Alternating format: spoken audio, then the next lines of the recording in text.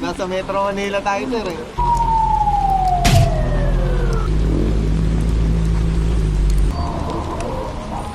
Ilang cc yan, sir? 650 po. 600. Kala ko 1,000 na, sir eh. Hindi eh.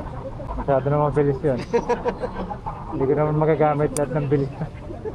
Grabe pala mag-traffic dito. Grabe, sir. Dito sa pwesto natin.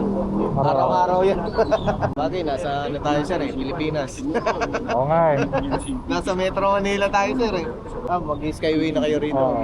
Malapit na po ba yung Skyway dyan? Oo. Yun nga lang pag Skyway, pag bumuhos yung ulan, wala akong titigilan. Ay, wala talaga. Wala namang na kayo gas eh. stopover Wala doon. namang stopover doon. Kaya nga pinapatila ko muna.